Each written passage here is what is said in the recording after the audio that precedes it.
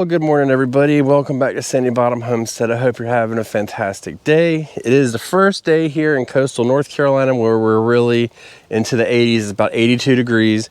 Sun's out, guns out, baby. You know how it is. But I'm starting to think about planting. I'm starting to think about the frost date is coming fast. And even though we did one about temptation, there's still some time to wait, and it yields better results. I know the last thing you guys want to hear from me is wait, but let me show you this bed. So at this moment, this whole bed, we could harvest everything out of it. Yeah, we get, I think, probably 2 smaller size cabbages, and we could do all of that. We could harvest everything right now, and more than likely, I could get away with planting. This little thing called soil temperature, that's really important, and I'm not talking about sticking a thermometer into the soil or anything like that, but there's certain plants that just like for it to be warmer. And we have to remember that as we go through these seasons and we go through these changes. Like, even though they will survive, they won't thrive. And my goal has always been to get the plant to thrive, and then you're gonna get more of a harvest. And believe it or not, you're actually gonna get faster growth even if you put it in later. I mean, for instance, I know if you guys have been watching for a while, you saw the lettuce that we were growing over the winter, and it took forever for it to get this size. This is like 2 weeks later after planting, and everything is just exploding in growth. And that's just a simple fact that it likes the weather that we're having better. Correct. Today's weather, it's not a fan of. It's not a fan of, but we're going to be dropping back down in temperature. It's going to be going back down. This is just like a one-day thing, and then we'll be back in the 60s, maybe low 70s, 50s at night to 40s at night. So we're going to be in that range, and these plants are really thriving in that environment.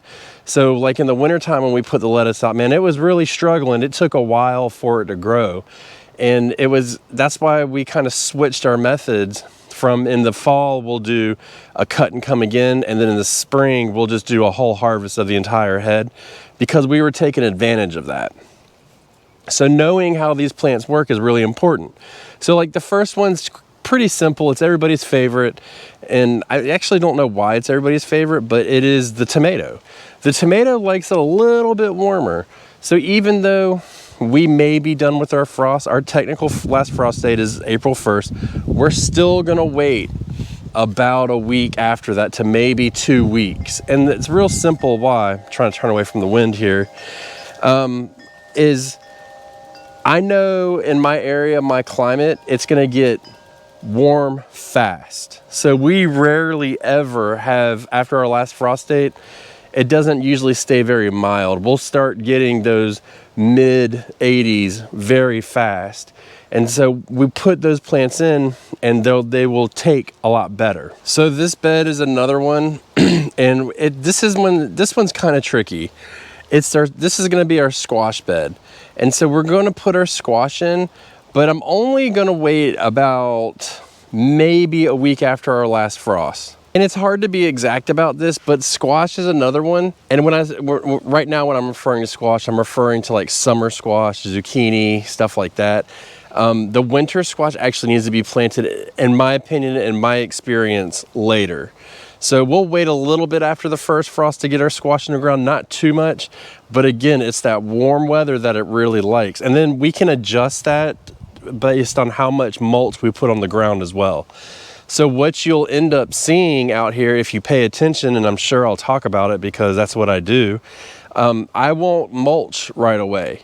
You know, I will wait to mulch where I plant because I don't want to cool that soil anymore, especially if I'm using the straw mulch, which is basically what I use because it's easy and it's cheap. The light color will reflect the sun away and keep the soil that much cooler. And so we will wait to put that in. Now, if you were putting a black mulch down or something like that, you basically could go ahead, but even that will still lower the temperature a bit than if it was just bare dirt.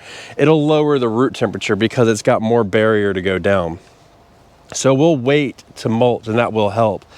But the winter squash really is one that we'll wait 2 to 3 weeks until after our last frost to go. We really want it to warm up beforehand. So once it starts to warm up and it starts to get like, you know, we're getting at minimum 50 at night, that's when we'll go ahead and put that in. And I've done it multiple ways over the years.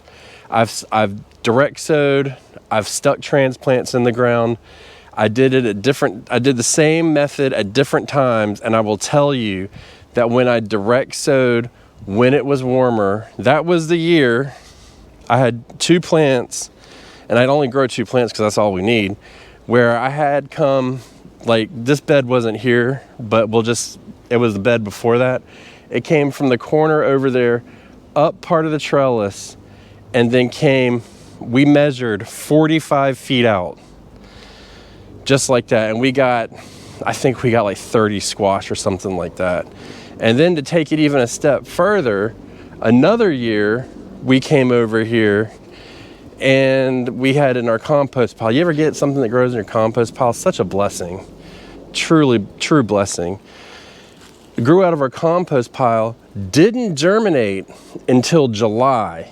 Grew from this compost pile, see if I'm pointing, yep, all the way to that wheelbarrow, and we got about 15 to 20 summer butternut squash off of it.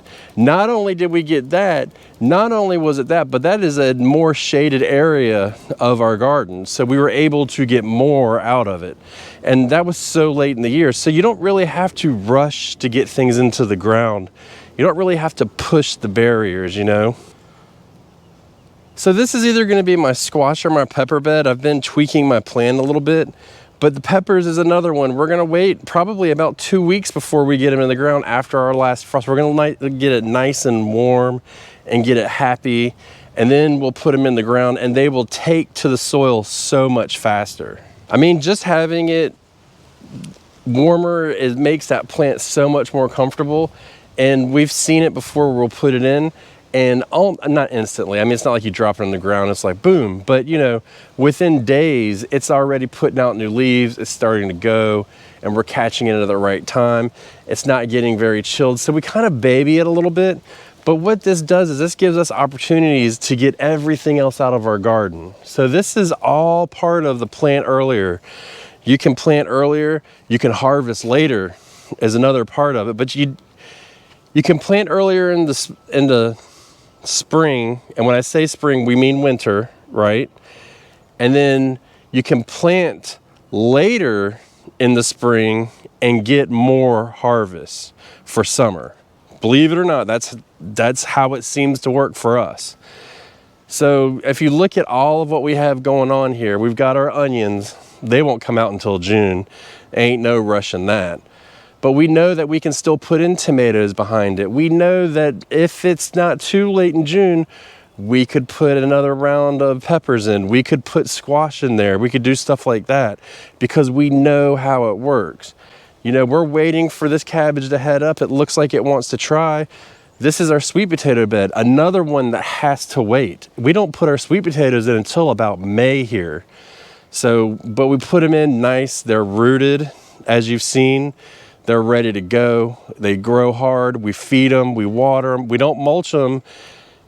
Those we'll put in around May. It'll easily be 85, almost 90 degrees during the day.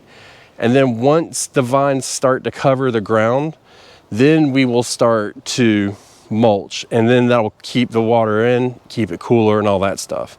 So, you know, it's a stepped approach, and there's multiple things we can do. You know, the lettuce, for instance. Corn is another one. So here is our lettuce bed. We are waiting for it. We've got, like I said, at this point where I'm standing, we've got about 2 weeks until our last frost date.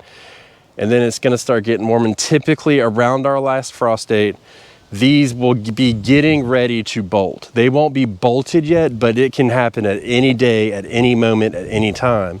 So, you know, we get these in the ground and then we start harvesting them.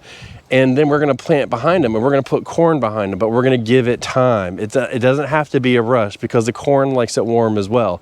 You don't have to rush to get it in. The clock is ticking, but you're not gonna turn into a pumpkin if you don't get it in the ground. Bring you over here, and this is another one too that you can actually replant And we're coming up in our area to the last time in which we can plant, but you can get carrots in the ground. So we can do another round of carrots, and you can let them go longer if you want and still have time to put some of these crops behind it. I mean, that's the thing to remember. You know, last year we went from, so the year before last, everything was replanted roughly by the 3rd week of April. And then last year we started doing 2 beds of potatoes and then 1 bed of onions, which means those 3 beds don't get harvested until about June, and then we can reharvest them, or then we can replant them. And so we had to figure out, like, we had to go back to the drawing board and really dig into the memory bank and say, what's going to last? What is going to make it longer? What can we put in that's going to grow quick and that's going to give us a harvest, or that's going to survive in the heat? And so we went on, like, and another one that we survived in the heat was Seminole pumpkins, which actually didn't even do good and did fantastic, but didn't really start to do good until it got nice and hot. So that's probably one of the final ones we'll plant. So any one of those beds, we could put something like that in. You could almost put a watermelon in. What we did last year, which seemed, look, I'm not gonna mess with success. We put our potatoes in, and then we came back, we waited like 2 months, and then we put our Brussels sprouts in. So we're gonna continue to do that, but that's a whole different story. That's a personal, crusade that I'm on. But like, we took our onions out, and then we put our 2nd round of tomatoes in, because yes, you can plant tomatoes multiple times. As long as you're planting determinate tomatoes, you can get them in later and still get a harvest, believe it or not. It just kind of depends on how hot you're getting.